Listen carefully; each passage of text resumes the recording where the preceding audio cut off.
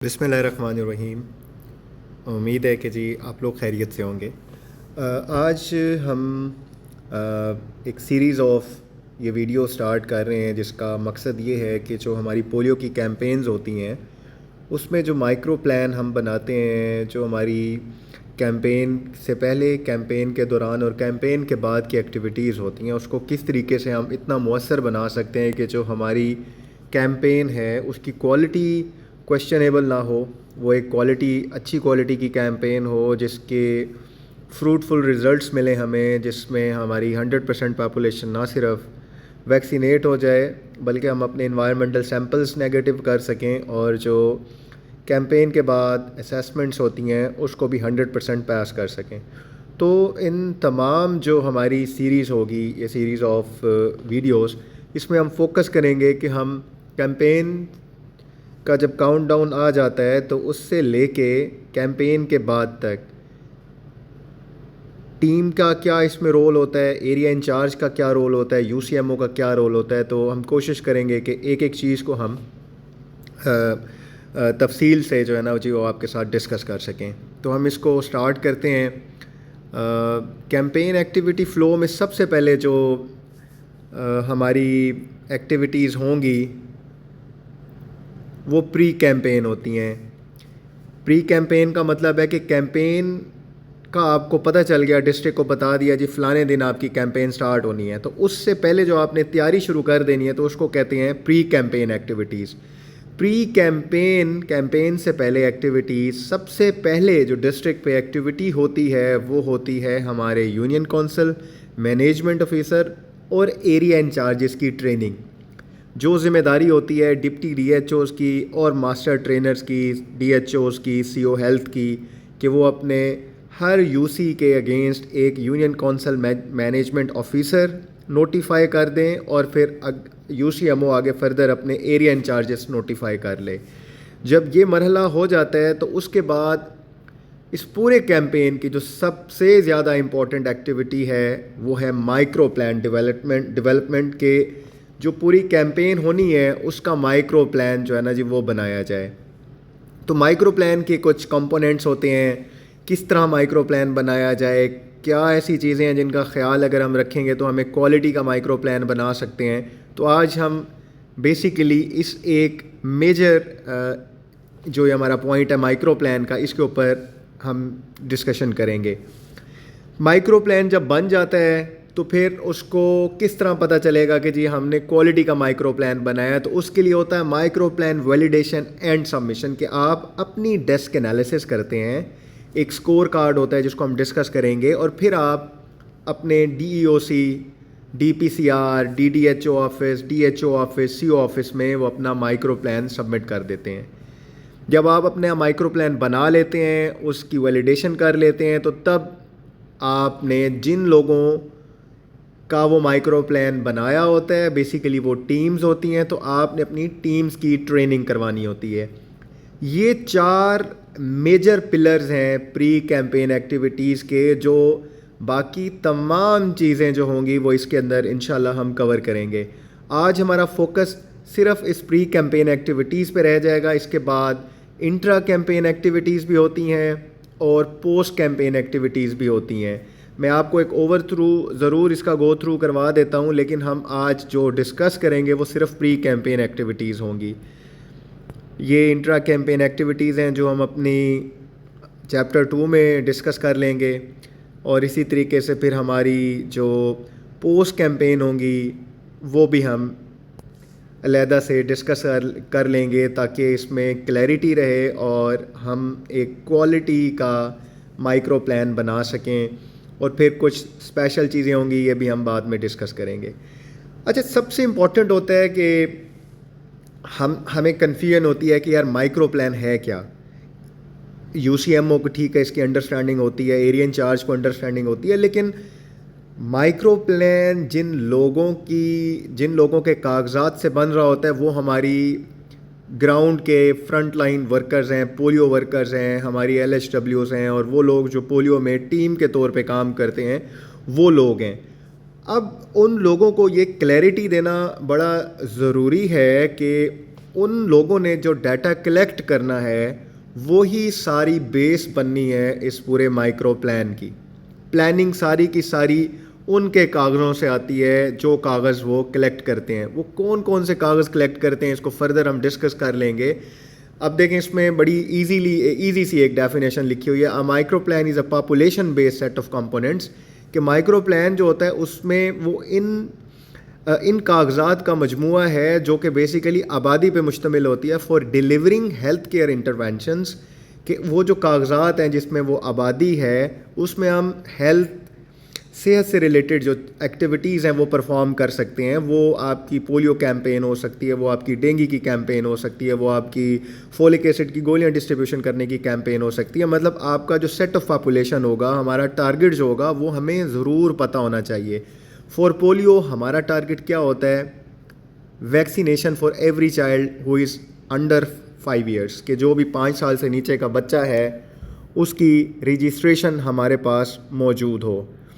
तो ऑब्जेक्टिव हमारा यही होता है कि micro plan must aim to reach 100% of target population less than 5 children 5 years of age. Experience over the campaign has shown that the polio virus can continue to circulate in quite small populations of unvaccinated children, thus requiring that the micro plan be sufficiently detailed to reach every child with OPV. वो ये कह रहे हैं कि जी आपका जो micro plan है ना वो पॉपुलेशन बेस्ड होगा। आप जिस गली की, जिस मोहल्ले की, जिस देहात की, जिस यूनियन कौंसिल की, जिस तहसील की और जिस शहर का वो माइक्रो प्लान बना रहे हैं तो उसमें 5 साल से कम उम्र के तमाम बच्चे उसमें शामिल होंगे इर्रिस्पेक्टिव देयर होम। के जी वो भट्टे पे रह रहे हैं, घर में रह रहे हैं, स्कूल में कहीं सो रहे हैं, मदरसे में सो रहे हैं, वो एमएमपी है, वो सड़क पे रह रहे हैं। हर वो बच्चा चाहे वो जहाँ रह रहा है जिसकी उम्र 5 साल से नीचे है वो आपके माइक्रो प्लान का हिस्सा होना चाहिए। और अगर आप कोई एक गली एक घर मिस कर जाते हैं तो वो क्वालिटी का माइक्रो प्लान नहीं हो सकता। अब किस तरीके से हमने माइक्रो प्लान देखना है कि क्या चीज़ें होती हैं। हम गलती क्या कर रहे होते हैं कि हम इरैशनल अप्रोच रखते हैं हमारी कि कौन सी चीज़ पहले करनी है कौन सी बाद में करनी है, इसका हम ख्याल नहीं रखते। और हम कुछ चीज़ें जब मिस कर जाते हैं, जब वो एल्गोरिदम मिस कर जाते हैं तो हमें प्रॉब्लम्स आती हैं कि हमारा माइक्रो प्लान ठीक नहीं बना होता। तो माइक्रो प्लान का एक फॉर्मेट होता है कि आपने किस तरह से वो डॉक्यूमेंट्स लेने हैं, किस बंदे के पास कौन से डॉक्यूमेंट्स होने चाहिए जिससे माइक्रो प्लान बनता है। तो आए अब हम ज़रा उसको देखते हैं। ये देखें, इसमें 3 एरियाज़ आपको नज़र आ रहे होंगे, टीम, एरिया, यूसी। बेसिकली हम बताना चाह रहे हैं कि जी ये टीम के पास टीम की टैली शीट होनी चाहिए, रजिस्ट्रेशन बुक होनी चाहिए। टैली शीट जो आप कैंपेन के दिनों में डोर टू डोर कैंपेन करते हैं जिसमें आप सारी चीज़ें रिकॉर्ड करते हैं कि इस घर में इतने बच्चे थे, स्कूल में इतने बच्चे थे, मदरसे में इतने बच्चे थे, गली मोहल्ले में इतने बच्चे थे, एमएमपी इतने थे, उनकी एज लिखते हैं, एन बच्चे के जो बच्चे रह गए हैं, तो वो सारा टैली शीट के ऊपर वो डाटा होता है। कितने घर आने हैं। रजिस्ट्रेशन बुक क्या होती है? आपके पास सेपरेट से एक कुछ पेजेस दिए जाते हैं एरिया इंचार्जेस की तरफ से जिसमें स्कूल में रहने वाले पढ़ने वाले बच्चों की रजिस्ट्रेशन करनी होती है, मदारिस की रजिस्ट्रेशन करनी होती है, मोबाइल माइग्रेटरी पॉपुलेशन की रजिस्ट्रेशन करनी होती है। ठीक है जी। Updated team route map. Updated team route map, ये समझने की ज़रूरत है कि यहाँ पे लफ्ज़ टीम रूट मैप नहीं है, अपडेटेड टीम रूट मैप। आपको चाहे जितनी भी गारंटी हो कि मेरा पहला घर और आखिरी घर वही है, मेरे घर आने नहीं बढ़े, आपने फिर भी वॉक थ्रू एक्टिविटी करनी है। टीम से वॉक थ्रू एक्टिविटी करवानी है। टीम अपने पहले घर से अपने आखिरी घर तक जाएगी, देखेगी दरमियान में कोई घर तो नहीं बन गया नया, कोई नया एरिया तो ऐड नहीं हुआ। आपने अगर टीमों का काम रैशनलाइज करने की कोशिश की है तो क्या टीम ने अपना सारा जो एरिया था उसको प्रॉपरली डिमार्केट कर लिया है? टीम को पता है कि उसने कहाँ से काम शुरू करना है और कहाँ ख़त्म करना है? और क्या टीम ने अपने 3 दिनों का जो डोर टू डोर कैंपेन के फर्स्ट 3 डेज़ होते हैं तो क्या टीम ने अपना अपडेटेड टीम रूट मैप बना लिया है? अगर रूट मैप अपडेट हुआ है तो एक क्वालिटी का माइक्रो प्लान बनेगा, वरना हम यहीं पे जो है ना जी वो फेलियर है हमारा। ऑपरेशनल शीट होनी चाहिए एंड मिस चिल्ड्रन लिस्ट होनी चाहिए। ठीक है जी, ये 3 चीज़ें रिक्वायर्ड होंगी एरिया इंचार्ज को। जब एरिया इंचार्ज अपना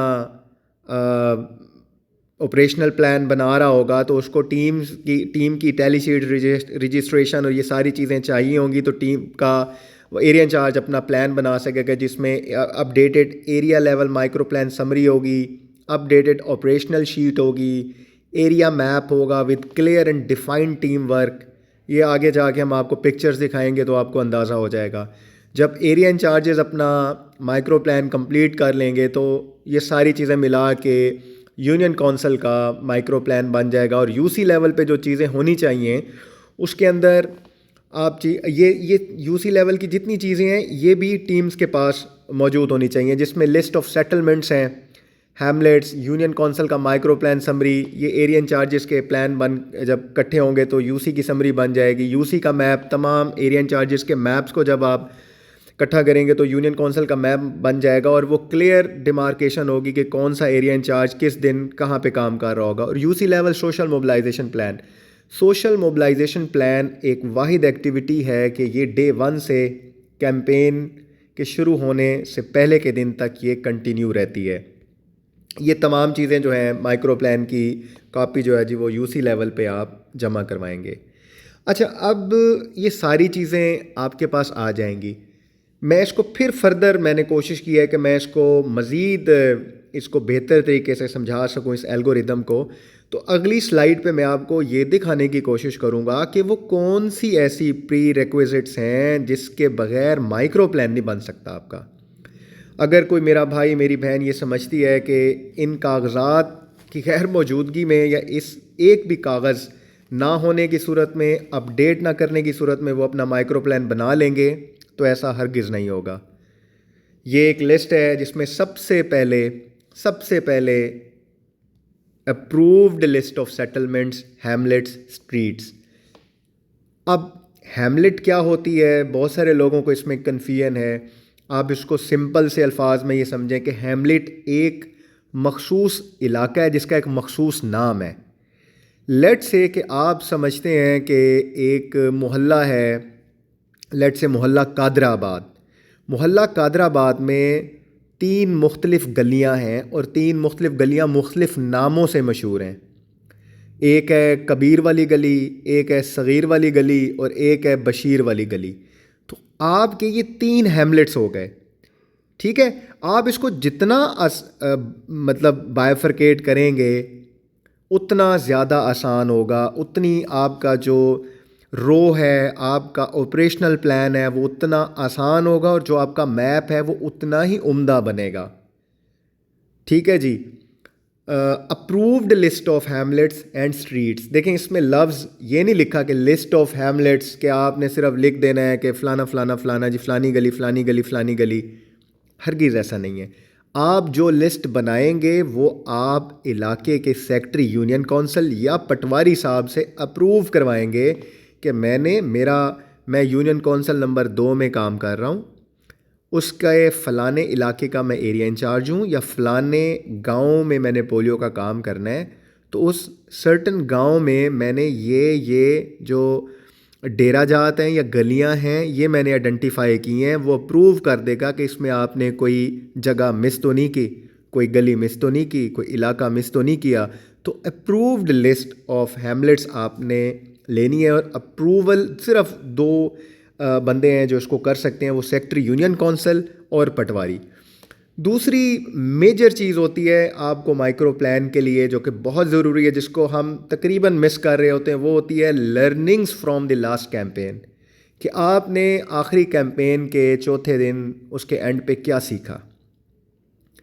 सिखाता कौन है आपको? आप ख़ुद से टीम्स को चेक करते हैं या आप बीइंग अ टीम आपको कोई चेक करने आता है, आपको समझाता है, पार्टनर स्टाफ आपको समझाता है, DHMT आपको समझाता है, आपने कोई और अच्छी चीज़ आप देखते हैं कि इवनिंग मीटिंग में किसी ने अप्रिशिएट किया है किसी दूसरी टीम वर्क को, आप उसको अडॉप्ट करते हैं, वो भी आपकी लर्निंग है।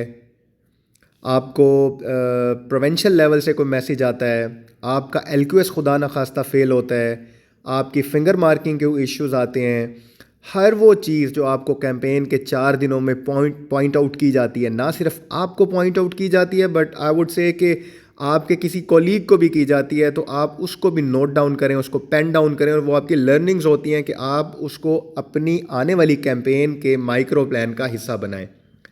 थर्ड है प्रीवियस माइक्रो प्लान। ऑब्वियसली कि आप पिछली कैंपेन का माइक्रो प्लान भी अगले माइक्रो प्लान को बनाने के लिए अपने साथ रखेंगे। उसके बाद आ जाते हैं हमारी रजिस्ट्रेशन बुक्स और टैली शीट्स। रजिस्ट्रेशन बुक्स हमारी कि आपने जो कैंपेन से पहले जाना है, मदरसों की तादाद, मदरसों में पढ़ने वाले बच्चों का बाय नेम रिकॉर्ड रखना है, स्कूलों की तादाद, स्कूलों में बाय नेम अंडर 5 ईयर्स बच्चों का रिकॉर्ड रखना है। मोस्ट इम्पॉर्टेंट, जिसको मैं आगे जाके फर्दर थोड़ा इलेबोरेट करने की कोशिश करूँगा, वो हैं आपके MMP, mobile migratory population. The thing is कि हमारे दोस्तों को, हमारी टीम्स को अभी तक इसमें ये क्लैरिटी थोड़ी सी वो उनको मिसअंडरस्टैंडिंग है कि अभी भी जो हम फोकस कर रहे होते हैं वो हम बहुत ज़्यादा फोकस कर रहे होते हैं, जो कि गलत नहीं है, करना चाहिए उनके ऊपर भी। वो सारा का सारा हम पख्तून सेटलमेंट्स के ऊपर बहुत ज़्यादा फोकस कर रहे होते हैं, और उस एक्सट्रीम फोकस एक जगह पे रहने से जो हमारा आलमोस्ट उतना ही इम्पोर्टेंट फैक्टर है कि वो इलाके जो पंजाब के अंदर या पंजाब की सराउंडिंग में बाकी डिस्ट्रिक्ट्स के अंदर, बाकी प्रोविंस के अंदर ना सिर्फ इन्वायरमेंटल सैंपल दे रहे हैं बल्कि ह्यूमन केसेस दे रहे हैं, तो हमें उसको भी लुक आफ्टर करना चाहिए, उनको भी देखना चाहिए।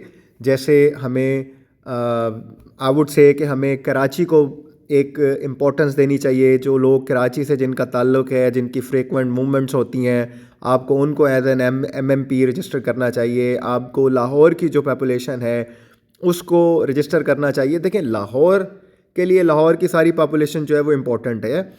आपके पास आप अदर देन लाहौर जो दूर के डिस्ट्रिक्ट्स हैं, साउथ के डिस्ट्रिक्ट्स हैं, वहाँ पे तो लाहौर पे बड़े कम लोग होंगे जिनकी लाहौर से मूवमेंट होगी, तो आपको उन पे फोकस करना चाहिए ताकि आप उनकी रूटीन इम्यूनाइजेशन देख सकें, आप उनका ट्रैवलिंग का पैटर्न देख सकें। हो सकता है कि आपकी कैंपेन के दौरान वो ट्रैवलिंग करने के लिए जाएं और वापस आएँ, तो जब आपको एक चांस मिल सकता है कि जी आप उनको उस वक्त वैक्सीनेट कर सकते हैं। ठीक है जी, आपके पास MMP पे हम स्पेशल डिस्कशन कर लेंगे। आपके पास टैली शीट्स हों, फिर उसके बाद आपके पास फॉर्म होने चाहिए। दो इम्पॉर्टेंट हैं फॉर्म 2A 2B। 2A जो है आपको याद रखना चाहिए, A से एरिया इंचार्ज। एरिया इंचार्ज अपनी टीमों का डाटा लेके जिस फॉर्म के ऊपर लिख रहा होता है उसको 2A फॉर्म कहते हैं, और तमाम एरिया इंचार्जेस के 2A फॉर्म मिल के यूनियन कौंसिल लेवल का जो एक फॉर्म बनाते हैं जिसको 2B फॉर्म कहा जाता है। तो लास्ट कैंपेन्स के एटलीस्ट 2 कैंपेनों के फॉर्म 2A 2B आपके पास ज़रूर मौजूद होने चाहिए।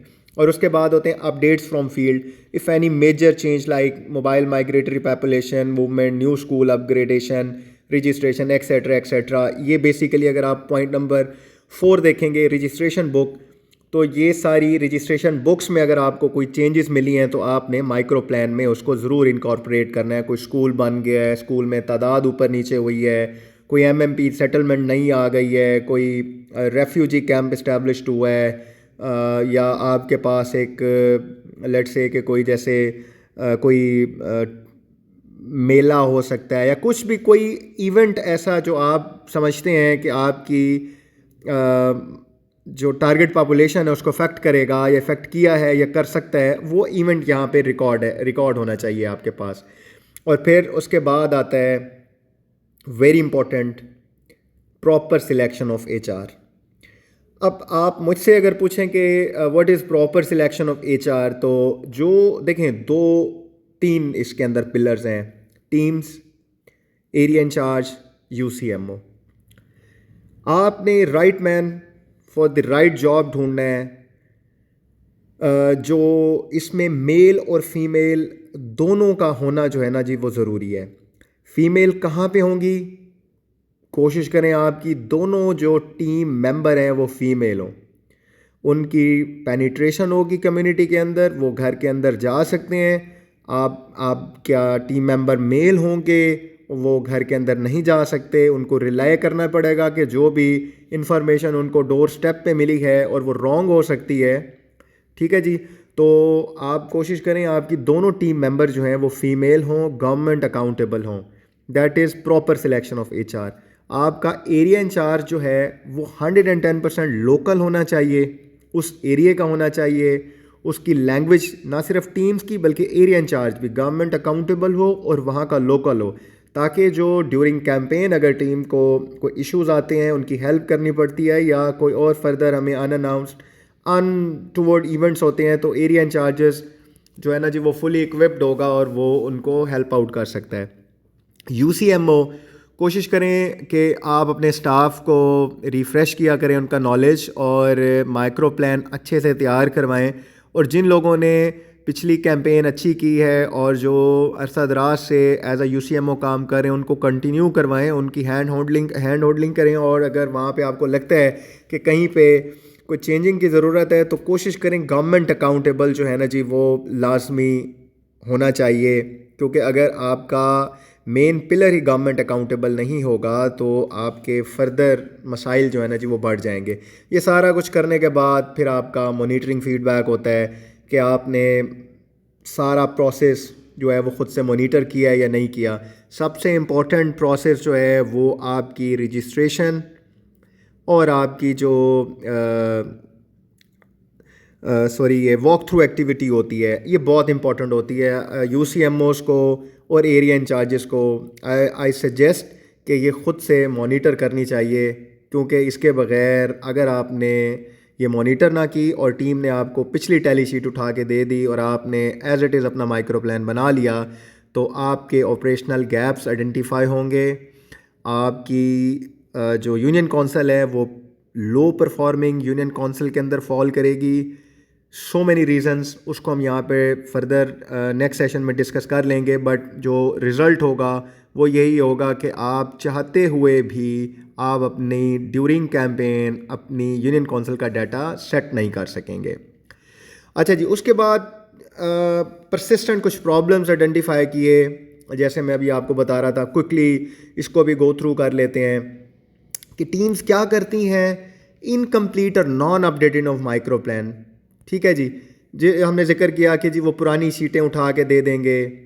फिर उसके बाद क्या प्रॉब्लम होगा, एरिया इंचार्जेस इन्वॉल्व ही नहीं होते माइक्रो प्लान की अपडेट करने में। उनकी इन्वॉल्वमेंट क्या है कि वो वॉक थ्रू एक्टिविटी करवाएं, वो स्कूल्स को काउंटर वेरीफाई करें, वो मदारिस को काउंटर वेरीफाई करें, वो MMP को काउंटर वेरीफाई करें, वो टीम की वॉक थ्रू में किसी भी टीम के किसी दिन का किसी दिन का काम वो उठाएं, पहले घर से आखिरी घर तक जाकर उसको वेरीफाई करें कि टीम जो बता रही है वो ठीक है या नहीं है।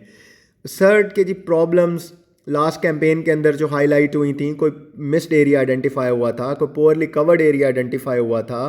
उसके बाद जो है ना जी वो सुपरवाइजर्स जो होते हैं ना, उनकी जो ट्रेनिंग्स होती हैं वो वेल प्लान नहीं होती, वो अपडेटेड लॉजिस्टिक्स के साथ नहीं होती। फिर आपके पास जो आप ट्रेनिंग करवा रहे होते हैं उसमें आपके पास लॉजिस्टिक्स नहीं होते कि लेट से कि जी आपने टीम से प्रैक्टिस करवानी है कि 2 कतरे पिलाने हैं। जब टीम अपने हाथ से वो कतरे नहीं पिलाएगी, हो सकता है कि वो गलत एंगल पे पिला रही हो सकता है वो एक ड्रॉप, हो सकता है कि आपकी टैली शीट उसको फिलिंग ना करनी आती हो, डोर मार्किंग ना आती हो, फिंगर मार्किंग ना आती हो सकता है कि जो नई अपडेट्स आई हैं आपकी टैली शीट के अंदर वो उससे फेमिलियर ना हो सकता है जो आपकी रजिस्ट्रेशन बुक्स हैं उसमें से किसी एक रजिस्ट्रेशन उसके पास मिसिंग, हो सकता है कि 0 डोज की डेफिनेशन उसको पता ना हो सकता है, AFP उसको पता ना हो। तो आपको चाहिए कि आप अपडेटेड जो स्टफ़ है उसके साथ अपनी ट्रेनिंग्स को प्लान करें। फिर उसके बाद actual field implementation is not following the plan. अब ये प्रॉब्लम होता है ऑपरेशनल प्लान के अंदर कि आपने टीम्स के एरियाज़ को लेट से कि आपने G1 G2 G3 के अंदर करने की कोशिश की, कुछ टीम का एरिया किसी को काट के दे दिया, आपने वहाँ तो वो तब्दीली कर दी, लेकिन टीम्स के ऑपरेशनल प्लान के अंदर आपने तब्दीली नहीं की थी, अपने माइक्रो प्लान के अंदर उनके रूट मैप्स के अंदर तब्दीली नहीं की। टीम्स अपने पुराने रूट मैप के साथ होती है, पुराने ऑपरेशनल प्लान के साथ होती है। अगर नया ऑपरेशनल प्लान हो तो ऑपरेशनल प्लान रूट मैप के साथ मैच नहीं कर रहा होता, रूट मैप टीम के एक्चुअल फील्ड के साथ मैच नहीं कर रहा होता। तो आपने करना क्या है कि जी आपने अपने सारे जो एलिमेंट्स हैं उनको अलाइन करना है और हर दफ़ा अपना माइक्रो प्लान अपडेट करना है। उसके बाद आता है जी micro plan does not highlight presence of MMP settlements, कि आपकी टीम आपको एंड ऑफ द डे आपको बताती है मैंने आज 7 MMP कवर किए, हाउ इज़ इट पॉसिबल कि वो एमएमपी जो है वो कैंपेन से पहले अगर वहाँ पे रह रहे थे और जो वॉक थ्रू हुआ था या जो आपकी रजिस्ट्रेशन ड्राइव हुई थी उसमें एमएमपी कैसे जो है ना जी वो मिस हो गया था, वो वहाँ पे मिस हो गया, फिर आपने कोई लेजेंड नहीं दिया अपने रूट टीम मैप के अंदर, एरिया के अंदर, यूसी के अंदर। तो ये इस तरह की जो गलतियाँ हैं ना जी ये फिर आपकी फेलियर की तरफ ले जाती हैं। और आगे देखें इम्प्रॉपर सिलेक्शन ऑफ टीम्स, जैसे हमने कहा कि जी आपने मेल्स को लगा दिया है, आपने एरिया इंचार्ज गवर्नमेंट अकाउंटेबल नहीं लगाया, तो आपको पता है कि जी वो उसका फिर क्या असर आता है। Relatives and friends, we respect के रिश्तेदार काम करते होंगे, लेकिन अगर मेरा रिश्तेदार मेरे अंडर काम कर रहा है तो मेरी जो अकाउंटेबिलिटी की एक आप सोचें कि जी वो एक नेचुरल अकाउंटेबिलिटी का मैकेनिज्म है, वो ऑब्वियसली वो उतना अच्छा नहीं होगा। तो उससे क्या होगी कि मेरी कैंपेन की क्वालिटी जो है ना जी वो मैं उसको कंप्रोमाइज़ कर दूंगा। टू यंग और टू ओल्ड, आपने अगर बहुत नौजवान को बंदा लगा दिया है तो वो उसकी सीरियसनेस को नहीं समझ सकेगा। आपने को बुज़ुर्ग लगा दिया है तो जी वो आपकी कैंपेन की जो पेस है वो डिस्टर्ब होगी। तो आपने वो बंदे लगाने हैं जो आपको लगता है कि जी बेहतर तरीके से बेहतर काम कर सकते हैं, जिस तरीके से जिस क्राइटेरिया पे आपका सीईओ आपका डीएचओ आपको चूज़ करेगा तो आपने उसी क्राइटेरिया पे फर्दर बंदे जो है जी वो चूज़ करने हैं। देखें इसमें इंपॉर्टेंट उन्होंने लिखा है no effort to recruit females. Exactly हमने इसको डिस्कस किया है कि जब आप फीमेल्स को ज़्यादा मौका नहीं देंगे तो आपकी एक्सेस हाउसेस के अंदर ख़त्म हो जाती है और आपके मिस बच्चे मिलने के चांसेस बहुत बहुत बहुत ज़्यादा हाई हो जाते हैं। और आप एक चीज़ जो है ना जी आपने ट्रेनिंग्स में इंश्योर करना है कि आपने सफिशेंट एचआर को ट्रेन करना है ताकि मिडल ऑफ कैंपेन अगर किसी को चेंज करना पड़ता है तो आपके पास ट्रेंड स्टाफ मौजूद हो ताकि आप बेहतर तरीके से उनकी ना जी वो अपनी एक्टिविटी करवा सकें। उसके बाद है team deployment less than plan, कि आपने जितनी प्लान की थी उससे कम टीमें जो है ना जी वो प्लान कर दी हैं और फिर आखिरी मिनट पे जो तब्दीलियां करते हैं, एरियाज़ चेंज कर रहे होते हैं, उससे भी आपका जो माइक्रो प्लान है वो बहुत ज़्यादा इफ़ेक्ट होता है। अब हम आ जाते हैं अपने मेन एजेंडे की तरफ कि एरिया इंचार्ज का जो माइक्रो प्लान है डेवलप वो कैसे डेवलप होगा। ऑब्वियसली जो एरिया इंचार्जेस हैं वो मिल के यूनियन काउंसिल मैनेजमेंट ऑफिसर जो होता है यूसीएमओ उसका प्लान बनाते हैं। इसको हम सॉरी मैं ये अब ये वो स्टेप्स हैं जो आपने फॉलो करने हैं to improve micro plan approach. ठीक है, simple tally sheet data retrieval and analysis for identifying teams with high workload. क्या करना है जी, एरिया इंचार्जेस ने अपनी टीम्स की टैली शीट्स लेनी है, उसका एनालिसिस करना है, उससे डाटा निकालना है, देखना है कि कौन सी टीम है जो ज़्यादा वर्कलोड है जिसके ऊपर। ज़्यादा वर्कलोड का मतलब है कि आपकी दो टीमें हैं जिनके 60-60 घराने हैं। ठीक है, एक टीम काम कर रही है बड़े चक के अंदर, एक उसके पास भी 60 घर हैं, और एक टीम ऐसी है जो डिफरेंट डेरा जाट पे काम कर रही है, उसके पास भी 60 घर हैं। जो चक के मेन चक में काम कर रही है या अर्बन एरिया में काम कर रही है वो तो हार्डली को 3 घंटे में अपने 60 घर कर लेगी, और वो टीम जो स्कैटर्ड पॉपुलेशन के अंदर काम कर रही है उसके पास अगर 60 घर हैं तो वो बेचारी उसके पास क्या होगा कि वो 5 बजे 4 बजे जाके अपने 60 घर कंप्लीट करेगी। तो उसका नुकसान ये होगा कि हमारी टीम में सेम डे पे एनए कवरेज नहीं कर पाती। उसका नुकसान ये होता है कि आपका डाटा फर्ज होना शुरू हो जाता है, टीमें डर के झूठ बोलना शुरू कर देती हैं। उसका बेहतर हल क्या है कि आप अपने माइक्रो प्लान बनाने से पहले अपनी टीम्स की टैली शीट्स उठाएं, सारे लोग साथ में बैठ जाएं एरिया इंचार्ज, और बैठ के डाटा एनालिसिस करें, देखें कि आपकी कौन कौन सी टीम्स हैं जिनका वर्कलोड ज़्यादा है। ये आगे मैं आपको बताता हूँ कि G1 G2 G3 के ऊपर क्या क्राइटेरिया है। उसके बाद सेकंड पॉइंट है area incharge to walk through the area and prepare update master list of all settlements including mobile migratory population. मैं अगर एरिया इंचार्ज हूँ और मेरे पास जितनी टीमें हैं, मैं क्या करूँगा कि मैं एक दफ़ा अपनी तमाम टीमों के तमाम दिनों का राउंड में ज़रूर लगाऊँगा, क्योंकि उसके बग़ैर मैं ये फ़ैसला नहीं कर सकता कि जो टीम्स मुझे सेटलमेंट्स दे रही हैं, हैमलेट्स दे रही हैं, क्या वो वाकई करेक्ट हैं, क्या वाकई जिन रास्तों के ऊपर मैं गया हूँ वहाँ पे मोबाइल माइग्रेटरी पॉपुलेशन नहीं थी। थर्ड नंबर पे आता है verification of master list by government official NGOs local notables. Basically जो आपने ये हैमलेट्स की लिस्ट बनाई है वो जैसे मैंने पहले आपको बताया कि सेक्टर यूनियन कौंसल और पटवारी या लोकल नोटेबल्स एमपी एमएनए साहब से आपने उसको वेट ज़रूर करवा लेना है कि जी वाकई यहाँ पे इतनी ही सेटलमेंट्स हैं, इसके अलावा यहाँ पे कुछ नहीं है। Incorporate all settlements and updated list of mobile migratory population, households and landmarks in team route map and operational plan of daily teams work। चौथा पॉइंट ये है कि जी वो जितनी सेटलमेंट्स हैं, जितने वहाँ पे एमएमपी है एंड लैंडमार्क्स का मतलब है कि खुदा न खास्ता वहाँ पे कोई कब्रिस्तान आ जाता है, स्कूल आ जाता है, सड़क आ जाती है, कोई नहर आ जाती है, कोई और सरकारी दफ्तर आ जाता है। टीम का जो रूट मैप है वो इतना वेल डिफाइंड होना चाहिए कि जब आप उस रूट मैप को देख लें तो आपको टीम को कॉल ना करना पड़े कि आप इस वक्त कहाँ पे हैं। आप टीम रूट मैप देखते ही आपको अंदाज़ा हो जाए कि टीम इस टाइम फलानी जगह पे खड़ी होगी और वो वेल डिफाइंड हो, उसके ऊपर लिखा हुआ हो कि जी टीम के जो एरियाज़ हैं वो डिमार्केट हुए होने चाहिए। रैशनलाइजेशन ऑफ वर्कलोड, ये हम पहले इसमें डिस्कस कर चुके हैं कि जी आप अल्हम्दुलिल्लाह इतनी टीम्स हैं कि आप कोशिश करें कि कोई भी टीम आपकी 85 हाउसेस पर डे से ज़्यादा जो है ना जी वो काम ना कर रही हो, अदरवाइज़ आपको प्रॉब्लम्स आएंगे। In the area to specify revise start point and end point of teams everyday work. ये थे कि इसमें बड़ा इंपॉर्टेंट इन्होंने ये पॉइंट लिखा है कि जो टीम की ऑपरेशनल शीट होती है उसके ऊपर कैटेगोरिकली आपने लिखना है कि जी टीम कहाँ से काम शुरू कर रही है और कहाँ ख़त्म कर रही है। आपने देखा होगा जो हमारी टीम्स की टैली शीट्स होती हैं और टीम का जो ऑपरेशनल प्लान होता है तो वहाँ लिखा होता है कि जी पहले घर के सरबराह का नाम और आखिरी घर के सरबराह का नाम। ये चीज़ें दो चीज़ें समझने की ज़रूरत है। जो आपकी हैमलेट्स होती हैं, हो सकता है कि जो आपकी पहली हैमलेट हो वहाँ पे और पहले घर के सरबराह का नाम सेम ना हो, और यूजुअली ऐसा मुमकिन नहीं होता कि आपने हैमलेट्स में गली का नाम लिखा होता है कबीर वाली गली, और कबीर वाली गली में जो पहले घर के सरबराह का नाम है हो सकता है कि सरबराह का नाम फवाद हो।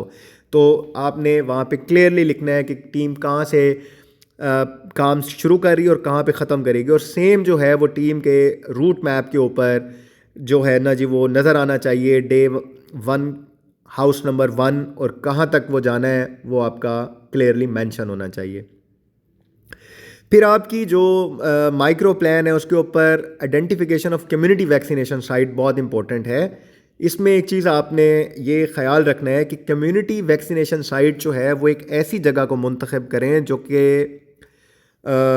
ऐसा ना हो कि जी इलाके में हम ऐसे घर का इंतखाब कर लें जहाँ पे कुछ घर वालों की जी लड़ाई हो और वो वहाँ पे अपने बच्चे ना लाना चाहते हों। तो आपने सोच समझ के, अगर आपके पास 80 घर हैं तो कोशिश करें कि 40 और 50वां जो आपका हाउस होल्ड था उसके दरमियान में रखें ताकि यहाँ वालों को भी तकलीफ़ ना हो और पीछे वालों को भी तकलीफ़ ना हो, मिडल में आप बैठे हों। आप अगर आपको लगता है कि कोई घर आपके लिए सूटेबल नहीं है तो आप मस्जिद के अंदर उसका एहतमाम कर सकते हैं, लेकिन जहाँ पे भी आप बैठेंगे आप अपने तमाम एन ए हाउसेस को, लॉक हाउसेस को कन्वे करवाएंगे कि आपने इतने बजे तक वहाँ काम ख़त्म करके इतने बजे तक वहाँ पे बैठना है आपने, ताकि लोग आपके पास आ सकें। और मीनवाइल आप अपना सेल्फ एनालिसिस भी कर लेंगे। आप देखेंगे आज आपका टारगेट कितना था, आज आपका कितना एचएच कवरेज हो गई है, कितनी एडमिन कवरेज हो गई है, आपने कितनी वाइल्स यूज़ कर ली हैं, आपका वेस्टेज रेट क्या रहा, आपकी कोल्ड चेन जो है ना वो आप ऑब्वियसली बार बार चेक कर रहे होंगे। तो डिफरेंट मज़ीद और चीज़ें भी आप कम्युनिटी वैक्सीनेशन साइट पे बैठ के चेक कर सकते हैं। 8 पॉइंट जिसको हमने बड़ा डिटेल डिस्कस किया है कि walk through with each team to show the start point and end point and boundaries prior to the campaign. देखिए जी, अगर आपकी एक एरिया इंचार्ज की 3 टीमें हैं तो वो तीनों टीमों को अपना हर दिन का इलाका जो है बताए कि आपने यहाँ से काम शुरू करना है और यहाँ पे काम ख़त्म करना है। जब टीमों को आप उनकी बाउंड्रीज क्लियर कर देंगे तो आपके पास बड़े 0% चांसेस होते हैं कि जी आपके पास कोई मिस्ड एरिया रहने का कोई खदशा हो। एंड सबसे बेहतर प्रैक्टिस होती है कि टीम्स आप हैंडशेक करें, एरिया इंचार्जेस हैंडशेक करें और फिर यूसीएमओ जो हैं वो दूसरे यूसीज के साथ हैंडशेक करें, ताकि बिल्कुल आप मार्जिन ही ख़त्म कर दें कि खुदा न खास्ता कोई रहने के चांसेस भी हों। और आपने स्पेशल फोकस करना है उन यूनियन काउंसिल्स के ऊपर, तमाम यूनियन काउंसिल्स पर सॉरी, जिनकी यूसी जो है ना जी दूसरी यूसी के साथ या दूसरे डिस्ट्रिक्ट के साथ आप बाउंड्री शेयर कर रहे होते हैं, तो सम टाइम वहाँ पे चांसेस होते हैं कि टीम जो है वो कुछ एरिया छोड़ सकती है। अच्छा, अब जैसे पहले मैंने आप लोगों से अर्ज़ की कि हम अपनी इस सारी एक्टिविटी के अंदर सारी चीज़ें इंपॉर्टेंट हैं, लेकिन मैं आप लोगों को स्पेशल एक फोकस हमारा रहेगा जो हमारी एमएमपी की रजिस्ट्रेशन थी, उस पर आपको स्पेशल मेजर्स लेने की ज़रूरत है। आपको एमएमपी की मैपिंग उसकी आपको बल्कि ट्रेनिंग करवानी चाहिए कि किस तरीके से आपने एमएमपी को मैप करना है, उसकी मॉनिटरिंग करनी है और फिर आपने उसको एवेलुएट भी लाजमी करना है। ये हैं जी कुछ areas to be focused for MMP registration. सबसे पहले आपने अपडेट करना है आपकी जो पुरानी एमएमपी थी, आपने वॉक थ्रू एक्टिविटी करवा के उसको एमएमपी करें और फिर आप उसको माइक्रो प्लान के अंदर आपने इनकॉर्पोरेट करना है। Secondly, team composition and selection will be based on local and language appropriate factors. हम इसको भी डिस्कस कर चुके हैं कि लोकल टीम होनी चाहिए और उसको लैंग्वेज जो उस इलाके के लोग हैं, अगर वो पंजाबी बोलते हैं तो उसको पंजाबी आनी चाहिए, अगर वो उर्दू स्पीकिंग है तो उर्दू आपको आनी चाहिए, सराइकी है तो सराइकी आनी चाहिए, और अगर वहाँ पे कोई पख्तून आबादी है तो कोशिश करें कि आपका जो भी पख्तून मेंबर है वो उस इलाके में आपकी कैंपेन कर रहा हो, जो आपकी क्वालिटी को बहुत ज़्यादा इन्हेंस करेंगे। Readiness presentation with regards to MMP reflecting all key indicators will be reviewed in DC readiness meeting. Obviously ये हर डिप्टी कमिश्नर जो है MMP पे फोकस भी करते हैं और आपका फोकस भी होना चाहिए। Monitoring evaluation, dedicated monitoring and supervision plan to be devised for pre-campaign activities. इस पे हम डिस्कस कर चुके हैं। Monitoring evaluation team will ensure that MPQA is conducted in those prioritized uses with mapped migrant population before each round. अच्छा, अब ये एक चीज़ देखने की ज़रूरत है कि तमाम डिस्ट्रिक्ट्स को कि हमने शायद बहुत अरसा पहले अपनी कुछ यूनियन काउंसिल्स को आइडेंटिफाई कर लिया था कि यहाँ पे एमएमपी होती है। ये तब की बात है जब हम सिर्फ़ और सिर्फ पख्तून आबादियों के ऊपर फोकस किया करते थे। उसके बाद कराची, लाहौर इमर्ज किया। लेट्स से कि Karachi is one of the new MMP जिसको शायद पहले हम नहीं लेते थे। अब आपकी वो यूनियन काउंसिल्स हार्डली, मैं आपको बताऊं लिटरली कि हार्डली शायद कोई यूनियन काउंसिल ऐसी होगी जहाँ पे कराची से या आपकी लाहौर से ट्रैवलिंग ना हो। तो आपकी हर वो यूनियन काउंसिल जहाँ पे एमएमपी है, जहाँ पे इस तरह की ट्रैवलिंग हिस्ट्री है, तो दैट शुड बी टेकन टू इन द MPQA। और मैं तो आपको सजेस्ट करूँगा कि 100% माइक्रो प्लान्स जो हैं, 100% एमएमपी जो है उसको रीवैलिडेट लाजमी होना चाहिए। और जो आपका एमएमपी का कंपोनेंट है उसको यूसी लेवल पे यूसीएमओ करे और फिर डीओसी को भी लाजमी करना चाहिए। देन हम ट्रेनिंग्स पे आ जाते हैं। Obviously special training plan must be included in training of trainers before each supplementary immunisation activities, inclusion of migrate population definition in training kit, brochures, pamphlets for stall methodology. कि आप अपनी जो teams हैं उनको काइंडली बताएं कि आपने वो तमाम इलाके जहाँ से ह्यूमन केसेस रिपोर्ट हो रही हैं और जहाँ से एनवायरमेंटल सैंपल पॉजिटिव आते हैं, तो आप वहाँ के लोगों को अपनी एमएमपी के अंदर शामिल करें। क्वालिटी ऑफ ट्रेनिंग, ऑब्वियसली के जो सीनियर मैनेजर्स हैं, DHMT, DDHO, DHO, COs, आपके master trainer, school health nutrition supervisors हैं, आपने उनके थ्रू अपनी ट्रेनिंग्स को ज़रूर मॉनिटर करवाना है। उसके बाद है कि training sensitisation of the field staff regarding gathering and reporting of AFP in migrant groups. Obviously आपका not only migrants group, I would say कि आपका जहाँ से भी AFP आता है ट्रेनिंग के दौरान आप उसको ज़रूर रिपोर्ट करें। Communication, develop a comprehensive plan for focus social behavioural change communication including social listening, community engagement, influential mapping with gathered information to identify engage migrant groups. इसको मैं अपने सेकेंड राउंड के अंदर थोड़ा सा मज़ीद एलेबोरेट करूँगा ताकि हमारी अंडरस्टैंडिंग जो है ना जी उसमें डेवलप हो जाए। अब जैसे हमने अपनी पिछली जो स्लाइड थी उसके अंदर डिस्कस किया था कि G1, G2, G3 क्या होता है, तो ये G1, G2, G3 का एरिया है जिसकी डेफिनेशन है कि G1 जो है ना जी वो 60 से 80 जो घर है ना जी कम से कम जो टीम के पास होते हैं, तो हम उसे कहते हैं ये G1 है। तो वो अर्बन सेटिंग हो सकती है या एक बड़ा चक हो सकता है, मोहल्ला हो सकता है, शहर की गलियां हो सकती हैं जहाँ फ्लैट्स हैं, या रूरल बिग विलेजेस जिस तरह कुछ नए टाउन्स बन जाते हैं। मतलब होती तो वो रूरल सेटअप है, लेकिन जो रूरल सेटअप का हेडक्वार्टर होता है वहाँ पे भी ना जो आबादी है वो ज़्यादा होती है, तो वो G1 होता है। उसके बाद G2 आती है, रूरल सेटिंग, स्मॉल विलेजेस होते हैं जो कि मतलब एक गांव है जिसमें 6 7 8 घर हैं, फिर थोड़ा सा पैदल चल के जाना पड़ता है, वहाँ पे मज़ीद घर आ जाते हैं। इसी तरह स्कैटर्ड बहुत एक्सेसिबल होते हैं कि जी आप उसको एक दिन के अंदर अंदर कर सकते हैं। G3 आता है हार्ड टू रीच एरियाज़, जिस तरह आप DG खान के अंदर देख लें, हमारे हार्ड टू रीच एरियाज़ हैं, राजनपुर के अंदर हैं, इसी तरह रहीम यार खान बहावलपुर के अंदर जो डेज़र्ट है, आपके आप अटक साइड पे चले जाएं, आपके हिली एरियाज़ हैं मरी के अंदर। तो ये बेसिकली G3 एरियाज़ होते हैं जिसमें हार्ड टू रीच होता है। तो यहाँ पे आपके 20 से 40 जो घराने होते हैं ना, वो पर डे पर टीम के पास होने चाहिए, जो कि क्वालिटी ऑफ कैंपेन आपकी मुतासर नहीं होने देंगे। अब ये हमारी आ गई जी वो basically area micro plan sheet है, ऑपरेशनल प्लान है।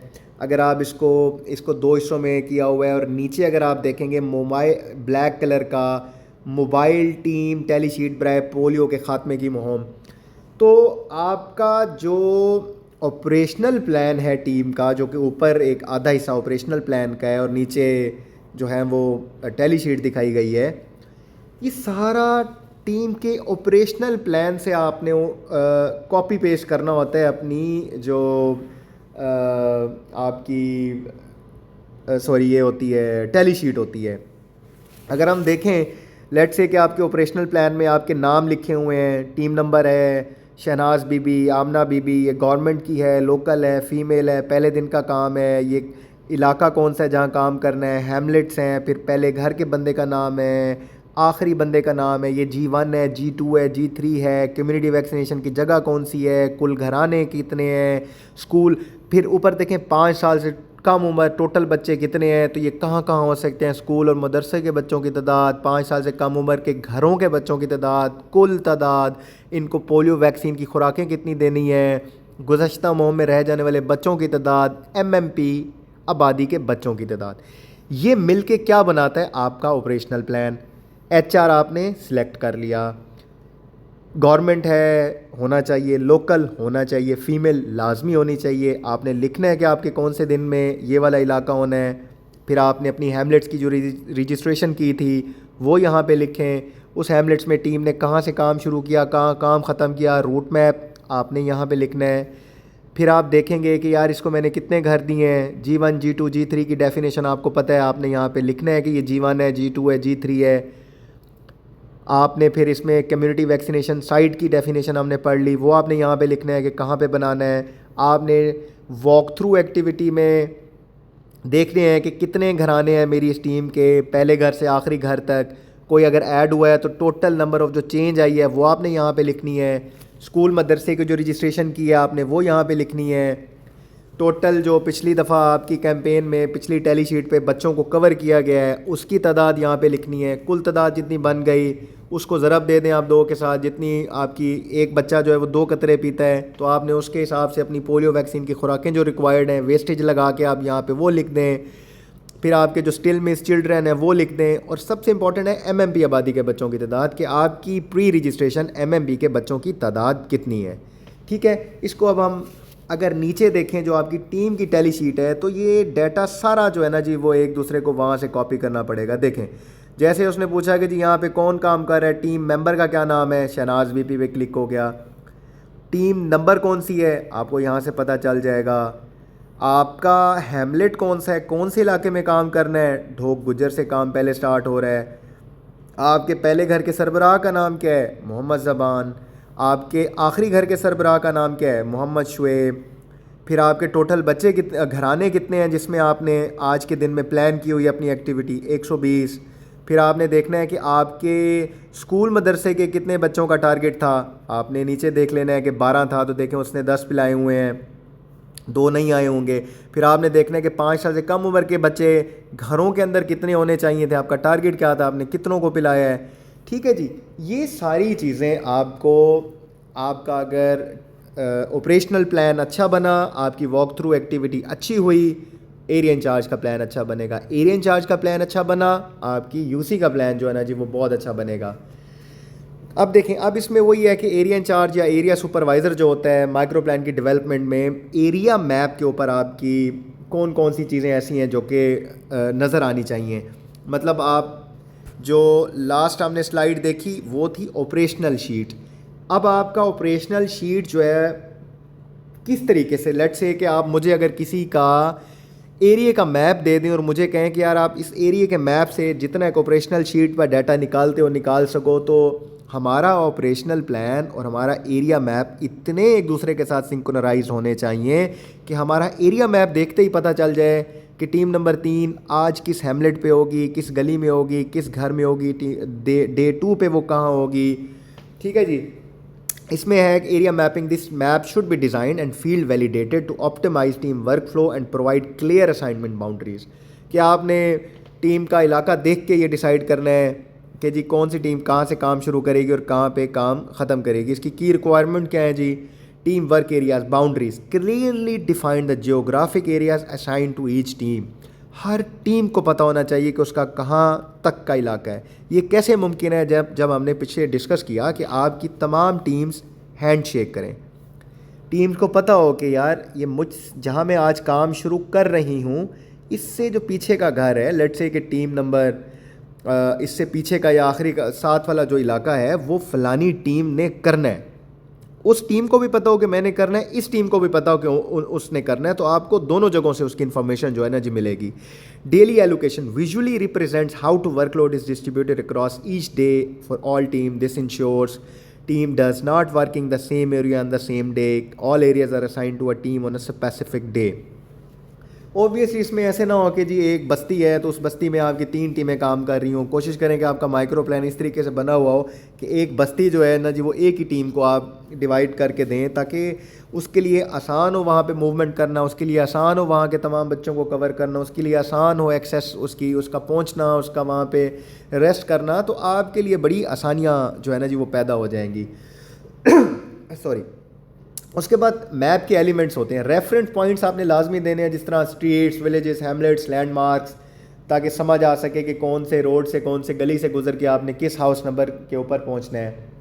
एमएमपी को आपने दिखाना है, house clusters, populated areas, public facilities जिसमें हॉस्पिटल, स्कूल, मार्केट, मस्जिद, ट्रेन स्टेशन, बस स्टेशन, हवाई अड्डे, जो भी आपको वहाँ पे आपके उस दिन के एरिया में जो लैंडमार्क आता है आपने उसको अपने रूट मैप पे लाजमी दिखाना है।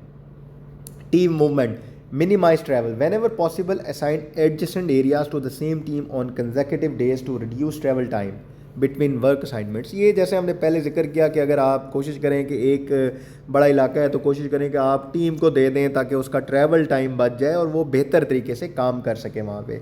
Boundary definition, physical boundaries, avoid using simple lines on the map. देखें जब हम टीम के गलियां बना रहे होते हैं ना तो हम एक सिंपल सी लाइन ड्रॉ कर रहे होते हैं।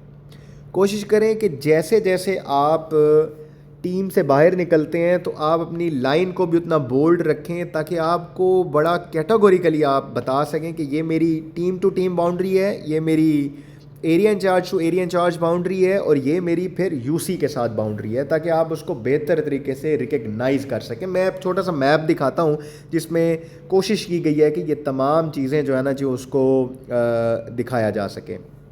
देखें एक यूनियन काउंसिल का मैप है, लेफ़्ट साइड पे देखें उसके लेजेंड्स हैं कि ज़िले की हदूद जहाँ पे है वो ये मोटी लाइन होगी, यूनियन काउंसिल की इस तरह के डॉट्स वाली होगी, हदूद टीम इस तरह की होगी, सड़क को इस तरह दिखाया गया है, मकबरा है, फैक्ट्री, एमएमपी, पुल, रेलवे स्टेशन। ये आप पे मुनहसर करता है कि जो भी निशान आप यहाँ पे रखें वो निशान आपके माइक्रो प्लान के अंदर आना चाहिए। आप उसको कलर कोड करते हैं तो आप साइड पे रखेंगे कि ये आपने जो कलर कोडिंग की है उसका मतलब ये है कि आपने अगर अपनी टीम्स को कलर में दिखाया तो आप लिखेंगे कि टीम्स, आपने अगर इलाकों को कलर में दिखाया तो आप लिखेंगे कि ये मैं इलाकों की बाइफर्केशन कर रहा हूँ। मतलब ये है कि आप अपने प्लान को इतना इजी रखेंगे कि ये बोलने लगे, ये ऑपरेशनल प्लान लगे कि मैं इसमें देख के बताऊँ कि इसमें टीम नंबर 7, 8, 9, 21 उनका इलाका नज़र आ रहा है, इसमें एक सड़क भी है, इसमें इतने दिन का काम है, इसमें ये काम है, इसमें फ़लाना, इसमें टमकाना। तो ये सेल्फ असेसमेंट हो जाए आपकी और बड़े आसानी से आप इसको समझ सकें। मैं फ़र्दर इसको बता देता हूँ कि जी आप देखें ये येलो कलर का देखें एमएमपी उसने दिखाई हुई है, दरियाए रावी और इसके पुल के साथ, इस ज़िले की हदूद के साथ अंदर। फर्दर टीम रूट मैप जो है ना, उसमें एच हर घर आपका टीम के रूट मैप में होना चाहिए, मेजर लैंडमार्क्स उसके अंदर होने चाहिए, और टीम जो है ना जी वो अपना रूट मैप फॉलो कर रही हो, स्टार्ट और एंड पॉइंट का पता हो, बाउंड्रीज पता हो, locate operational plan day of work on the team route map and update it accordingly if already available. If team route map is not available, then area supervisor has to visit the area once and develop team route map with the help of team members and local community. ये obviously आपकी walk through activity हो जाएगी और आपके micro plan in time ना जी वो जी बन जाएंगे। अब मैं आपको, ये तो था आपका एरिया इंचार्ज का मैप, ये टीम का मैप है। देखिए कितना प्यारा बना हुआ है, आपका हाउस नंबर 1 से लेके और हाउस नंबर जो 76 लास्ट है वहाँ तक वो दिखा रहा है। तो ये हमारा G1 हो गया। फिर आपने देखें स्कूल हैं, मसाजिद हैं, आपके MMP के हाउसेस को उन्होंने रेड करके दिखाया हुआ है। It is simple and well spoken कि आप इसको देख के ये बता सकते हैं कि इस प्लान के अंदर इतनी MMP है, आज इसका इतना MMP घरों का टारगेट है, टोटल घरों का टारगेट ये है, आज इनके इलाके में इतने स्कूल आएंगे और आज इनका जो CVS सेंटर है वो यहाँ पे बनेगा। तो ये बहुत प्यारा मैप बना हुआ है। तो आप लोगों ने भी कोशिश करनी है कि इससे मिलता जुलता और इतना ही प्यारा मैप आपने बनाना है। ठीक है जी, ये तमाम जो मैप्स हैं UC लेवल के मिलकर डिस्ट्रिक्ट का बनाते हैं, डिस्ट्रिक्ट वाले मिलकर प्रोविंस का मैप बनाते हैं। तो अच्छे माइक्रो प्लान एक अच्छी कैंपेन करने में मददगार साबित होते हैं। अब कंपोनेंट्स क्या हैं UC लेवल के माइक्रो प्लान का, कि जी ऑब्वियसली हम इसको फिर एक दफ़ा चीज़ को रिवाइज़ कर रहे हैं। वो कौन सी चीज़ें हैं जो मिल के आपका यूनियन काउंसिल लेवल का माइक्रो प्लान बनाते हैं। सबसे पहले आपके पास क्या होनी चाहिए, लिस्ट ऑफ हैमलेट्स, कि आपने कहाँ पे काम करने जाना है। वो ऑब्वियसली आपकी टीम ने वॉक थ्रू एक्टिविटी करनी है और वहाँ से आप लोगों ने वो सारी चीज़ें कलेक्ट करनी है। उसके बाद आपके पास UC लेवल की समरी शीट होनी चाहिए, आपका सोशल मोबिलाइजेशन का प्लान जो है ना जी वो बनेगा। इसको भी हम, इन चीज़ों को हम डिस्कस करेंगे। UC लेवल का मैप आपका बन जाएगा, होना चाहिए। ठीक है जी। उसके बाद आपकी micro plan validation by UC staff, कि जो यूनियन काउंसिल के लोग हैं वो आपकी माइक्रो प्लान की वैलिडेशन करें। और उसके बाद आ जाते हैं आपके सोशल मोबिलाइजेशन प्लान। जैसे मैंने कहा कि हम इसको मज़ीद डिस्कस करेंगे। ये वो एक्टिविटी है जो डे 1 से लेके ना कैंपेन शुरू होने से पहले तक रह जाती है। आपने किन किन लोगों की सोशल मोबिलाइजेशन करनी होती है। मतलब हमें शायद ये मिसअंडरस्टैंडिंग है कि जैसे ही सोशल मोबिलाइजेशन है तो हम शायद एक रिक्शे पे बैनर लगा कर उसे कहेंगे कि आप रोड पे खड़े हो जाओ, या ढोल वाले को कहेंगे कि आप ढोल बजाना शुरू कर दो, तो शायद ये इफेक्टिव सोशल मोबिलाइजेशन है। It is one of the tool, it can be one of the tool, it can be a process, या आप इसे समझें कि एक्शन जिससे हम लोगों को अट्रैक्ट कर सकें। बट असल सोशल मोबिलाइजेशन जो है वो आपने करनी है उन पेरेंट्स के साथ जो पिछली दफ़ा रिफ्यूज़ल थे। उन पेरेंट्स को इंगेज करना है जिनके बच्चे पिछली दफ़ा कतरे पीने से रह गए थे, जिनके घर लॉक थे, जो किसी भी वजह से NA थे, गए हुए थे और अब वापस आ गए हैं।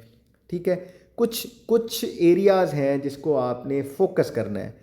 आपके हाई नंबर ऑफ़ रिफ्यूज़ल्स जहाँ पे जिस इलाके में आए हों, आपका मिस चिल्ड्रन हो, आपने MMP को जाके पहले मिलन, आपने हार्ड टू रीच एरियाज़ में जाना है, उनको बताना है, आपने यूपिक मीटिंग्स में अपना सोशल मोबिलाइजेशन प्लान डिस्कस करना है, आपने रिफ्यूज़ल स्कूल्स के अंदर जाना है, कम्युनिटी के सेंटिमेंट्स को देखना है कि कम्युनिटी क्या चाहती है आपसे, पिछली दफ़ा क्यों रिफ्यूज़ल्स आए थे। तो इन सारी चीज़ों को आपने कैंपेन से पहले एड्रेस करना है, उसका प्लान बनाना है। आपने औकाफ को जो है ना जी वो ऑन बोर्ड लेना है कि आपकी जो नमाज होती है उसके बाद मौलाना साहब से रिक्वेस्ट करें कि जी वो मसाजिद के अंदर भी इस चीज़ का ऐलान करें कि जी आपकी कैंपेन आनी है। सोशल मोबिलाइजेशन में एक मेजर पॉइंट जो आप लोग मिस कर देते हैं वो ये है कि जहां सोशल मोबिलाइजेशन करने जा रहे हैं, आप इलाके वालों को भी बताएं कि आपके इस इलाके में हम इस डेट को आएंगे, ताकि लोग उस डेट को ट्रैवल ना करें। लोगों को ये तो पता होता है कि जी हमारे पास 3 दिन की कैंपेन है, पोलियो के लिए कतरे पिलाने आएंगे, तो वो लोग ये समझते हैं कि शायद आज हम ये काम करने चले जाते हैं, कल टीम आएगी, कल पिला लेंगे। लोगों को ये अंदाज़ा सम टाइम नहीं होता कि हमारे दिन जो हैं वो डिवाइडेड हैं, हमारा काम डिवाइडेड है, हमारा इलाका डिवाइडेड है। तो उनको पता होना चाहिए कम से कम एमएमबी को, स्टिल मिस चिल्ड्रन को, रिफ्यूज़ल्स को, इन सब लोगों को जो हमारी लास्ट कैंपेन की प्रॉब्लम्स थी उनको पता होना चाहिए कि 17 तारीख को हमने अपने घर से अपने बच्चों को लेके कहीं नहीं जाना। आज हमारा जो एरिया है वो कवर होने के लिए टीम्स आज हेल्थ की तशरीफ़ लाएंगी। ये देखें, ये वही high number of refusals, MMP, hard to reach area, यूपिक मीटिंग के discussions, refusal schools, community sentiments. तो ये वो तमाम एरियाज़ हैं जहाँ पे हमें एड्रेस करने की ज़रूरत है।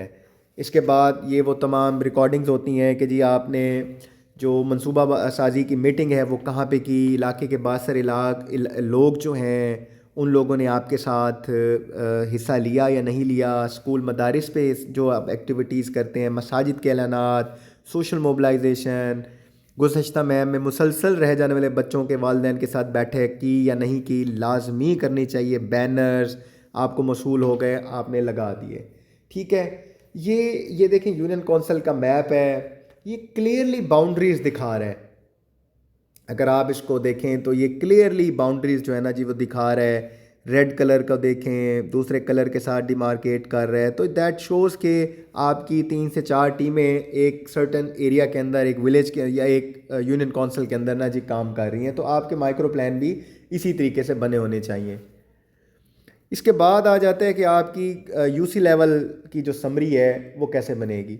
यूसी लेवल की समरी यही होगी कि आपका जो एरिया इंचार्जेस की ऑपरेशनल प्लान है उसको आप कलेक्ट करेंगे, और जो यूनियन काउंसिल का आपका डाटा है उसके ऊपर आफ्टर कलेक्शन जो है ना जी UC in charge will make 1 photocopy of complete set, और वो आपकी डीओसी के अंदर जमा आ जाएगी। आपके तमाम एरिया इंचार्ज के जितने घराने होंगे, जितने बच्चे होंगे, जितनी वैक्सीन चाहिए होगी, जितनी एमएमपी होगी, ठीक है जी, वो तमाम डाटा, जितनी टीम्स होंगी, जितनी फीमेल्स होंगी, जितने नए लोग होंगे, जितने ट्रेंड होंगे, जितने चार्क्स चाहिए, वो तमाम चीज़ें आप यहाँ पर इंदराज कर देंगे।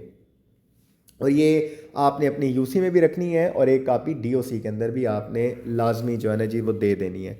ये तमाम काम करने के बाद आपने क्या करना है कि एक सर्टन क्राइटेरिया के ऊपर आपने अपनी डिस्क वैलिडेशन करनी है। मैं I try to zoom it, लेकिन ये शायद इधर जूम नहीं हो पा रहा, लेकिन ये वो शीट है जो आपके माइक्रो प्लान की डेस्क एवेलुएशन करती है। ये डिस्ट्रिक्ट लेवल के स्टाफ के पास होती है। मेरी रिक्वेस्ट होगी कि तमाम यूसीएमओ अपने आप को इतना कैपेबल करें कि वो इसी क्राइटेरिया पे अपने माइक्रो प्लान को बनाने के बाद ख़ुद ज़रूर चेक करें, ख़ुद ज़रूर देखें कि उन्होंने जी कैटेगरीज़ के ऊपर एचएच को कैटेगराइज़ किया है, सेटलमेंट्स की लिस्ट देखें, तमाम कंपोनेंट्स देखें, एमएमपी की रजिस्ट्रेशन देखें, अगर विटामिन ए सप्लीमेंटेशन साथ हो रही है उसका टारगेट देखें, आप अपने स्टार्टिंग और एंड पॉइंट को रिव्यू करें, आप तमाम एमपीज़ को रिव्यू करें, रैंडमली किसी टीम के किसी दिन का काम उठाएं, उसको शुरू से लेके आखिर तक देखें, अपने टीम्स की बाउंड्रीज़ को वेरीफाई करें, एरिया इंचार्ज की बाउंड्रीज़ को वेरीफाई करें, यूसी की बाउंड्री को वेरीफाई करें, स्टार्ट पॉइंट एंड पॉइंट लाजमी वेरीफाई करें, मेजर लैंडमार्क्स देखें, स्कूल्स को देखें, कोई स्कूल तो मिस नहीं हो गया, कोई मदरसा तो मिस नहीं हो गया, मोस्ट इम्पॉर्टेंटली कोई एमएमपी तो मिस नहीं हो गई। ये तमाम वही चीज़ें हैं जो हमने डिस्कस कर ली हैं। उसके बाद हम देखते हैं कि इसमें आपकी MPQA जो है ना जी वो उसके कुछ पॉइंट्स हैं जी। ये MPQA के पॉइंट है कि UC will submit only summary to the micro plan to DOC and DOC will provide information that has nothing to do with micro plan assessment. Micro plan की जो हम बनाएंगे तो हम सिर्फ फोकस कर रहे हैं माइक्रो प्लान पे। तो ये कुछ चीज़ें हैं जो मैं आपको दिखाना चाहता हूँ। पंजाब लेवल में जब हमारी पूरे पंजाब के माइक्रो प्लान्स की असेसमेंट होती है तो कुछ चीज़ें होती हैं जिसके ऊपर हमें काम रिक्वायर्ड है। ये देखें, ये वो चीज़ें हैं जो कि फरवरी का जो MPQ थे ना उसमें से अभी तक इसकी परसेंटेज देखें ना जी वो थोड़ी सी कम है। आप देखें ये कि updated revise micro plan UCMO के पास अवेलेबल नहीं है, सोशल मोबिलाइजेशन को प्रिपेयर नहीं कर रहे, are form 2A of the last campaign and other source documents of micro plan development are available, ये नहीं होते। टारगेट नहीं पता होता स्कूल का और मैच नहीं कर रहा होता वो आपके माइक्रो प्लान के साथ। इसी तरह आपकी यूपैक मीटिंग का प्लान है, मतलब सो एंड सो आप इसको पढ़ लें। ये वो तमाम इंडिकेटर्स हैं जो कि आपके माइक्रो प्लान के अंदर होने बड़े ज़रूरी हैं, जिसके बग़ैर आपका माइक्रो प्लान नहीं बन सकता। अगर आप बनाएंगे तो उसकी क्वालिटी जो है ना जी वो खातिर खा आपको कोई फ़ायदा नहीं देगी। इसके बाद हम देखते हैं कि जी ये आपका एरिया इंचार्ज का माइक्रो प्लान जब डेवलप हो जाता है तो उसमें सेम वही सारी चीज़ें जो टीम ने की होती हैं, कितनी एमएमपी है, कहाँ से काम शुरू होगा, कहाँ पे काम ख़त्म होगा, आपकी कौन सी टीम कहाँ पे काम कर रही है, तो वो एरिया इंचार्ज का जो ऑपरेशनल शीट होती है वो उसके ऊपर सारा डाटा आ जाता है। मैं आपको एक दिखा देता हूँ जो टीम की एरिया इंचार्ज की शीट है। तो इसमें वो लिखेगा कि पोलियो से बचाव की जो मुहिम है ये कौन सी मुहिम है, किस दिन का काम है, कौन सी तहसील है, कौन सी यूनियन कौंसिल है, यहाँ का वैक्सीनेटर कौन है, एरिया इंचार्ज गवर्नमेंट मुलाजिम है या नहीं है, उसका अपना नाम क्या है, फिर उसके गुज़श्ता मुहिम में घरों की कुल तादाद कितनी थी, घरों के बच्चों की तादाद, गुज़श्ता मुहिम के घरों की तादाद कहाँ से पता चलेगी, टीम्स की टैली शीट से, घर के बच्चों की तादाद कहाँ से पता चलेगी, टीम की टैली शीट से, स्कूल मदारिस के बच्चों की तादाद कहाँ से पता चलेगी जो आपने रजिस्ट्रेशन की है अभी, ट्रांजिट पॉइंट पर कितने बच्चे, अगर आपके पास कोई ट्रांजिट पॉइंट है तो पिछली दफ़ा कितने बच्चों को आपने पिलाया गया था, फिक्स साइड पे कितने बच्चों को पिलाई, टोटल बच्चे कितने हैं, that made up to your admin target. और इसमें सिर्फ जो गवर्नमेंट फोकस करती है या हम जो फोकस करते हैं वो घर में बच्चों को पिलाए गए बच्चों की तादाद है। उसके बाद आपके मौजूदा मुहिम के घरों की कुल तादाद, घरों के कुल बच्चे, स्कूल मदारिस, ठीक है, ये आपने जो मनसूबाबंदी की है। फिर उसमें आपको कितने चाक चाहिए, मार्कर चाहिए, आपको लॉकर कितने चाहिए, पेन कितने चाहिए, अगर विटामिन ए है तो कितना चाहिए, डीडीएम कार्ड कितने चाहिए, गुज़श्ता मुहिम में रह जाने वाले बच्चों की तादाद लिखनी है, आपने पीएमसी लिखने हैं, और पीएमसी गुज़श्ता 2 या 2 से ज़्यादा मुहिम में रह जाने वाले बच्चे होते हैं, ठीक है जी। ज़ीरो डोज बच्चे, आपने अपनी टीम्स की कंपोजिशन लिखनी है और आपने इसको अपने यूसीएमओ से या जो भी लोग इसको सिग्नेचर करते हैं डीडीएचओस वगैरह उससे साइन करके आपने जमा करवानी है यूसीएमओ को। फिर यूसीएमओ क्या करेगा, यूसीएमओ अपनी एक शीट बनाता है जिसको यूसी की समरी शीट कहते हैं, जो यूनियन कौंसिल का माइक्रो प्लान का खुलासा होता है, कि मतलब इस एक पेज के ऊपर वो सारा कुछ दर्ज होता है। और ये भी तकरीबन जो एरिया इंचार्ज अपनी टीमों का लिखता है तो बेसिकली जो यूसीएमओ है इसको थोड़ा मज़ीद एलेबोरेट कर देता है कि उसके स्कूल्स कितने हैं, मसाजिद कितनी हैं, हायर सेकेंडरी स्कूल कितने हैं, उसके ज़ीरो डोज बच्चे कितने थे, उसके एमएमपी बच्चे कितने हैं, टोटल जो है एरिया इंचार्जेस के एसएमसी कितने हैं, पीएमसी कितने हैं, टोटल डीडीएम कार्ड कितने होंगे, ठीक है जी। और सबसे इम्पोर्टेंट हमारे लिए जो फैक्टर होता है जो ये सारा मिल के ये सारा बनाता है, तो वो बेसिकली आपका ऑपरेशनल प्लान होता है जो टीम काम कर रही होती है। इस टीम में 2 लोग होते हैं, हमें कोशिश करनी चाहिए दोनों फीमेल हों, गवर्नमेंट अकाउंटेबल हों, लोकल हों, उनको वो लैंग्वेज आती हो, उनको हैमलेट्स का पता हो, उन्होंने अपने हाथ से चल फिर के हैमलेट्स रजिस्टर की हों, उनको पता हो उनकी बाउंड्रीज डिमार्केट हो, उनको पता हो उनका पहला घर कौन सा है, आखिरी घर कौन सा है, कहाँ पे उनका सीवीएस सेंटर बनना है, कुल घराने कितने थे, कितने स्कूल के बच्चे थे, कितने 5 साल से कम हैं, कितनी खुराकें होनी चाहिए उनके पास, कितने उनके एसएमसी हैं, कितने पीएमसी हैं, कितनी एमएमपी है, तो ये सारे रिकॉर्ड इसके ऊपर हम लिखते हैं। और ये वो रजिस्ट्रेशन शीट है। इसी तरह आपकी एमएमपी की भी रजिस्ट्रेशन शीट होती है। ये शीट मैंने सिर्फ इसलिए दिखाई है कि इसको वेरीफाई करवाना लाजमी होता है पटवारी या सेक्रेटरी यूनियन काउंसिल से, कि आपको ये एक वेरिफिकेशन मिल जाती है कि आपसे कोई बच्चा मिस तो नहीं हो गया। तो आई होप के I try to sum up everything जो कि प्री कैंपेन एक्टिविटीज़ के लिए ज़रूरी है। मैं इसको अगर आप मुझसे एक लाइन में पूछें क्या है प्री कैंपेन एक्टिविटी में, पिछली कैंपेन की टैली शीटें उठा के एरिया इंचार्ज बैठ जाए, उसका एनालिसिस करे, अपनी टीम्स को रवाना करे कि वो वॉक थ्रू एक्टिविटी करके रजिस्ट्रेशन करें, स्कूल मदारिस एमएमपी और बाकी जहाँ से उन्होंने रजिस्ट्रेशन कलेक्ट करनी है, सारे बैठ के पिछली कैंपेन की जो भी अंडरस्टैंडिंग थी, जो गलतियाँ थी, कमी कोताही थी, उसको सम अप करें, अपने माइक्रो प्लान को इस्टेब्लिश करें। क्योंकि हमारा गोल जो है ना जी वो एक ही है कि 2 कतरे हर बच्चा हर बार, और उसमें किसी को रहना नहीं चाहिए।